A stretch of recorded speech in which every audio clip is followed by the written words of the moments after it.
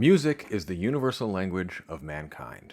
When words fail, music speaks. Music expresses that which cannot be said and on which it is impossible to be silent. We've all heard similar sentiments, and very often people will claim that music is a language. Sometimes they'll claim math too. But is it really? I actually get asked this a lot. It makes sense.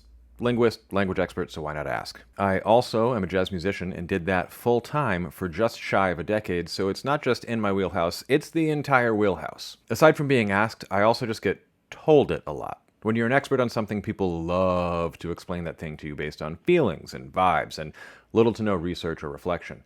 Leave me a comment, by the way, with the thing you're an expert on and the thing non-experts say at you about it. Anyway, I was asked this again recently, and I started to give my usual answer, that music is not a language, but I had to stop myself because the answer is no, but also maybe yes, according to some serious research papers. And also, some languages are music. This is one of those not all rectangles are squares, but all squares are rectangles kind of thing, but I'll explain it in a bit. So my answer is still kind of no, but also it's complicated, and teasing apart why it's so complicated was really interesting and took me down a few rabbit holes. Everything from neuroscience and computer science to whistled language and Enlightenment-era projection of European cultural values, including Romanticism. Looking at you, Victor Hugo. So is music a language? In the sense you probably mean, no. But also, strictly speaking, yes, in the least helpful and most complicated of technically correct ways. And some languages, like I said, are sometimes music. To understand that, stick around. I'm Dr. Taylor Jones, and this is my song. This is Language Jones.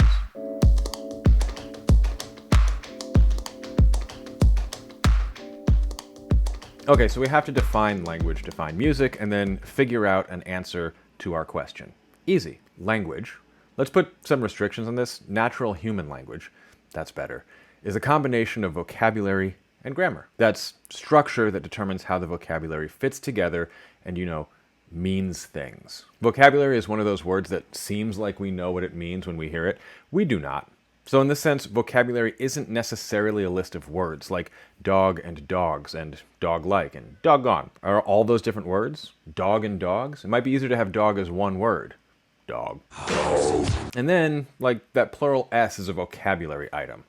And the possessive S, despite being pronounced the same, is a different one. So morphemes, word pieces, are maybe a better idea here. But linguists even disagree about what constitutes those and how they work with the mental grammar. For our purposes, we have mental thingies, just go with it, and a system of rules for putting those thingies together so they mean stuff. Put them together differently, they mean different stuff, even if it's all the same things put together. This is going to be important later. Sometimes the same thingies in the same order can mean different stuff, because you can put them in the same order more than one way. To give a concrete example, is the sentence on screen, I like linguistics more than most people, meaning I like it more than you do, or is it, I like linguistics more than most people, meaning I would rather read about words than talk to you? A lot of linguists are the latter, by the way. Side note, how can you tell the outgoing and gregarious syntactician? They're the ones staring at your shoes when they're talking to you instead of their own. Okay, so there's a few other things at play here. Human language is productive, meaning you can say all sorts of new stuff by combining things differently. And beyond productivity, there's displacement. We can talk about people who aren't here and times that aren't now. Yesterday.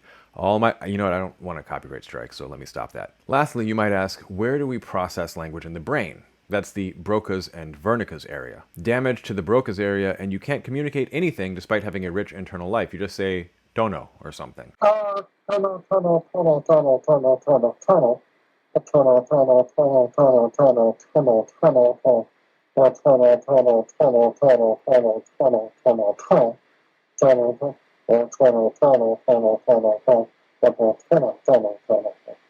That is, unless you're doing something completely automatic. 1, 2, 3, 4, 5, 6, 7, 8, 9, 10, 11, 12, 13, 14, 15, 1. Damage to your Wernicke's area creates the opposite effect. I have a family member who had Wernicke's aphasia years ago. She called to tell my mom the bad news after a scan, but actually told her that they found motorcycles in the forest. In this case, it was tumors in her brain. As an extra side note, there's someone in my life who for a long time thought that Broca's area and Wernicke's area We're related to Hanka's area. So there's that. So sometimes it helps to write things down. So here's the thing. Everything I just described is not true for music. Music is processed in the auditory pathway, temporal lobe, cerebellum, and amygdala, hence the emotional valence. That's totally different parts of the brain than language. While music does have structure, including compositional structure, it does not necessarily have meaning. Yes, we map meanings to it. Western Europeans and their descendants tend to view minor keys as sad, for instance. And we can give specific musical patterns meanings or associations, so when you hear a musical figure, it's always associated with a character or mood. We have Wagner to thank for this. It's called leitmotif. But what we can't do is actually convey specific thoughts in music in general. We can do that if we intentionally encode a language musically, more on that in a minute, but music itself is not inherently that. If you think music is a language, then how do you say, which of the books behind me is your favorite color on the cover? We know bum bum bum bum ba bum bum ba bum means Darth Vader. But how do you communicate Darth Vader is behind you? There are certain things we can encode musically. So for instance, jazz musicians used to quote "Along Came Betty" when an attractive woman walked in to signal to other musicians to look. But that's not super different than mapping the same social communicative function to just going "Awooga." And more importantly, this stuff is not universal. Music is not even universal. The 7-note major scale is very much a Western European thing, and different musical traditions divide tonality and rhythm differently. And even if they have the same tonal and rhythmic basis, might map very different concepts and emotions to things. You know how I said Western Europeans map minor keys to sad? Well, in the Jewish tradition, Ahava Rabbah, or great love, is the name of what's basically the Phrygian mode. Some of the happiest songs in the tradition are often sung in a minor key. And don't get me started on the minor seconds and sixths and so on, and genuinely happy music. Adam Neely is great on the subject of different musical cultures and goes into more depth than I care to right now. So music is not a language. But strictly speaking, it also is. It's just not a language like natural human language. Computer scientists and linguists actually have a whole classification system for languages with a whole hierarchy. Thanks, Chomsky. So in logic, mathematics, and computer science, a formal language is the combination of symbols, letters, or tokens that can be concatenated, that's joined together, by some system of rules referred to as a grammar. Then various strings of things, or the output, and the strings themselves are either grammatical or ungrammatical within that system. There's a range of things, including regular grammars, context-free grammars, and so on. Within this framework, music counts, at least according to a 2004 paper by Brian Jurisch, which argues that music as a set of tokens, say notes and rhythms, realized as a string that is a linearly ordered thing, like a melody, fits into the classification of formal languages that are, quote, mildly context-sensitive languages, which also happens to be the same category as natural human languages. So, mathematically, logically, music and human language are not the same, but they're the same category of formal abstract object.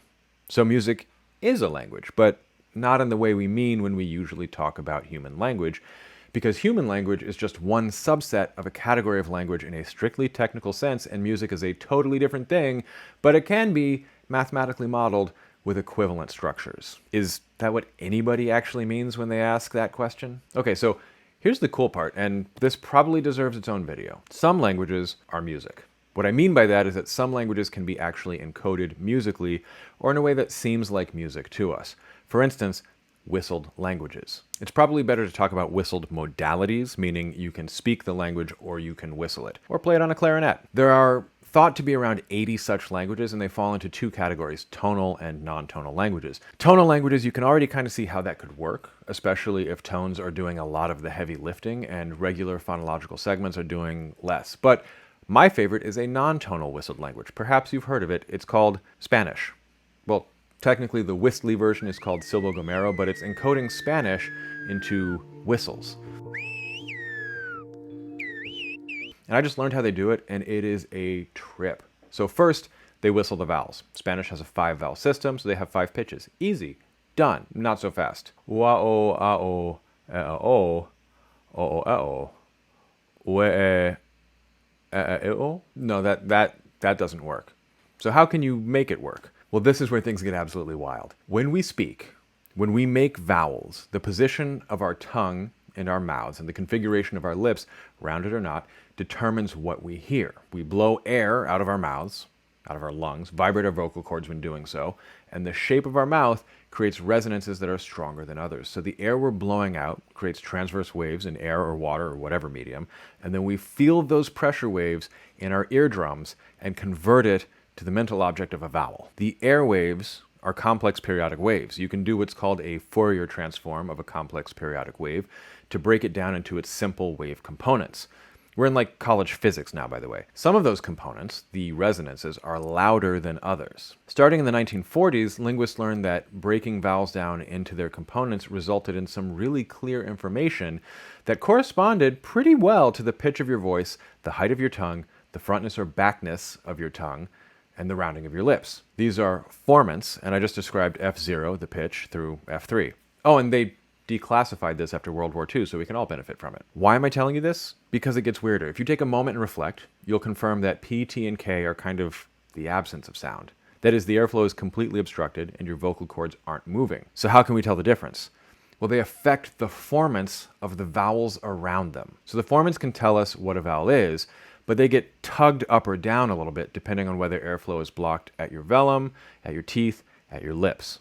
So here's an image from the phonetics lab at USC. Some of you might have guessed where this is going. In Silbo Gomero, according to a 2004 study, the whistles map pitches to vowels, but specifically to the second formant, which carries information about both the frontness or backness of the tongue and also lip rounding. And they mapped on-glides and off-glides to the formant transitions that correspond to the phonetic effect of consonants. I want to be clear that formants are not things that we consciously hear, so this is just bananas. So in the course of trying to answer this question seriously and correctly, we've gotten that some languages are music, that music and languages are both formally languages, but also that music is not processed in the same parts of the brain and can't do the same things that human languages can, even if human languages can be shoehorned into a seemingly musical format. So is music a language? Kind of, but probably not how you mean. If you like what I'm doing with the channel, please like and subscribe and leave a comment. It is great for the algorithm.